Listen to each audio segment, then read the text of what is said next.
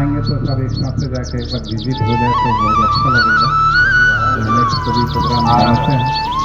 सबसे बरसात पहले की वजह से जो लोग यहाँ से पास आउट होकर गए जो भी भी है अपना उससे बहुत ही हम लोग देखे हैं, उसके मदद से मैंने जो मैसेज मिला है मेडिकल लाइन से, इंजीनियरिंग लाइन से, अन्य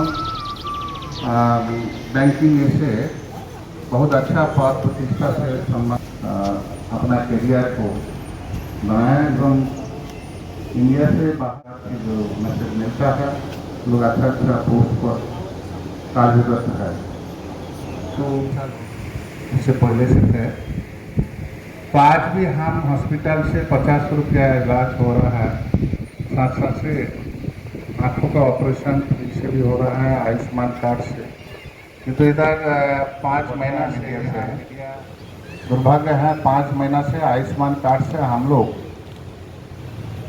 पेशेंट को यहाँ जो सरकारी नियम है 24 घंटा रख के छोड़ देना आता है, इसलिए तो ग्रामीण देहात इंजेक्शन देना चाहती गाँव से संभव नहीं है, इसलिए उसको भोजन यहाँ 2 यूनिट अभी तक बाहर से किसी भी सोर्स ऑफ होता है। विद्यालय से अपना जो तो जेहेतु आपको का इच्छा था गर्ल्स स्कूल खोलने के लिए, तो हम लोग गर्ल्स स्कूल खोलना है तो कंप्लीट एक यूनिक स्कूल खोलना है जो पियोन चपरासी से लेकर प्रिंसिपल तक टोटल लेडीज परिचालित स्कूल हो। तैयार कर रही हैं आगे के लिए जो है समाज के लिए। जैसे इसके अलावा जो भी इसकी आगे की जरूरतें हैं, चाहे वो कॉम्पिटिटिव एग्जाम के लिए है, हमने उससे भी फैकल्टी करके हायर किया है।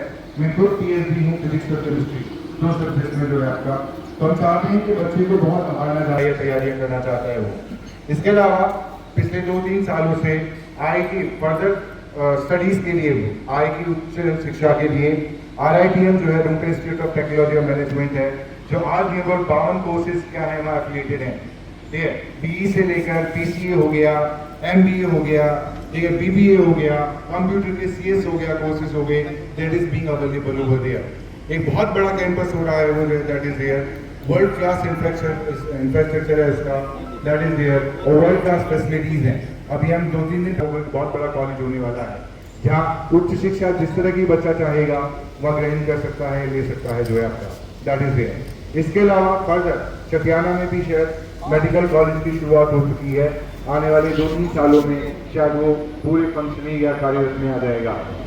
कि जैसा आज तक आप सहयोग बनाए रखे हैं या बनाते रहे हैं, देते रहे हैं, आगे भी भविष्य में वैसा ही बनाए रखें, जिससे हम जो भी कार्य कर रहे हैं आपके सहयोग से वो आगे बहुत पॉजिटिव तरीके से और बहुत तेज गति में आगे ले जा। आज स्थापना दिवस है। स्थापना दिवस के अवसर पर मैं अपनी ओर से और संस्थान की ओर से आप सबका बहुत बहुत स्वागत करता हूं, अभिनंदन करता हूं। विद्यालय की स्थापना की जो छवि प्रस्तुत की सर ने, वो आप सब अवगत हैं और उसके संवाहक भी हैं। आपने ही स्थापित किया यह स्कूल 2001 में, और फिर वो बदस्तूर आज इस स्थिति पर पहुंचा है। आज मकाम जो भी है सब आप लोगों का सहयोग के कारण ही है। 2005 में मैं आया यहाँ, हमारे मित्र हैं श्री अमरेंद्र गुप्ता जी, मैं इस अवसर पर उनको विशेष क्रेडिट देता हूँ कि वो खींच के फॉर्म से मैं मिथिला पब्लिक स्कूल में वाइस प्रिंसिपल, यहाँ देखो स्कूल है, ज्वाइन है, करो। फिर सर से मुलाकात हुई और फिर 6 महीने लगे मुझे निर्णय लेने में कि मैं आऊं कि नहीं आऊं, क्योंकि वो उस समय की बात है, एक झोपड़ी नुमा स्कूल हुआ करता था जहां हॉस्पिटल, और हॉस्पिटल इस बिल्डिंग में हुआ करता था। पीछे जंगल सा हुआ करता था, काफी एरिया था, तो पेड़ पौधे लगे हुए थे उस जंगल से। तो वो स्कूल जब भी मैं देखता था तो मुझे लगता था कि मैं कहाँ आ रहा हूँ। उस समय मोहनी देवी मिथिला पब्लिक स्कूल में था, तो मिथिला पब्लिक स्कूल उत्कृष्ट था उस समय, और मैं वाइस प्रिंसिपल हुआ करता था वहाँ का, तो जितनी बार मेरे मन में यह ख्याल आ रहा था कि यहाँ आना ऐसा लगता था, और जो भी हमारे रिलेटिव सुनते थे तो वो यही कहते थे, कहाँ जा रहे हो? ये महल तो आज मैं कह सकता हूँ ये बात, तो वो तो महल था ही सही में। फिर मुझे 3 बार रोक करके सर हाँ बोलिए, तो मैं हर बार ये कहता था ठीक है मुझे सोचने दीजिए। गाड़ी पर चढ़ते चढ़ते भी वो कहते थे सर हाँ बोल दीजिए, हाँ बोलिए सर, कब आ रहे हैं। और जहाँ प्रिंसिपल का एक चेयर खाली रहता था, सर मुझे धक्का मार के उस पर बैठाना चाहते थे कि आइए बैठिए, लेकिन मैं बैठता नहीं था, मैं स्टाफ में बैठता था, क्योंकि उस समय तक मैं और निर्णय की स्थिति में हुआ करता था, और जब तक निर्णय नहीं लेंगे तब तक चेयर पे कैसे बैठे। तो सर की होता था कि मैं कुर्सी पर बैठ जाऊं, प्रिंसिपल की कुर्सी पर, लेकिन मुझे 6 महीने लगे और फाइनली मैंने निर्णय किया कि यस आई विल जॉइन। मैंने ज्वाइन किया।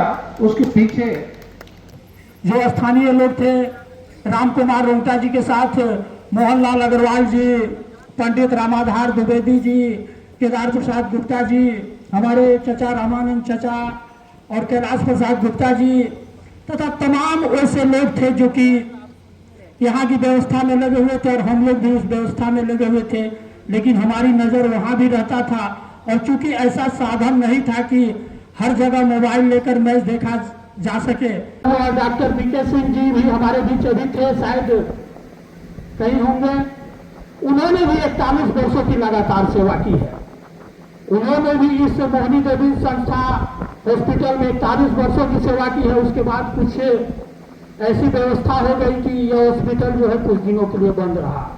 फिर 19 दिसंबर 1998 को संजय प्रधान जी का आगमन हुआ और इस हॉस्पिटल को दोबारा प्रारंभ किया गया, और उसके बाद हम सभी मिलकर यहाँ पर उपस्थित होते थे। प्रतिदिन का कार्यक्रम था, और राम कुमार रोंगटा जी भी प्रतिदिन 3 बजे के आसपास, 4 बजे के आसपास निकलते थे और प्रत्येक व्यक्ति से जाकर समाज में भेंट करते थे। उनमें ये नहीं था कि मैं व्यवसायी से भेंट करूं।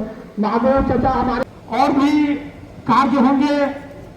थोड़ा सा स्वास्थ्य के प्रति जो हमारा काफी ऊर्जावान रही है। जब टेलीफोन इस जिले में कहीं नहीं आया था तो सबसे पहले अररिया आरएस में आया था। रामाधार द्विवेदी जी के नेतृत्व में जगजीवन राम जी मंत्री थे। उन्होंने कहा भोजपुरी में, का हो यहाँ पर टेलीफोन ना लगी का? उन्होंने कहा हाँ हो, काहे ना लगी। और जगजीवन राम जी के एक फोन के बाद यहाँ पर लगा था इस अररिया आरएस में। तो खैर 97 स्तर का बहुत सारा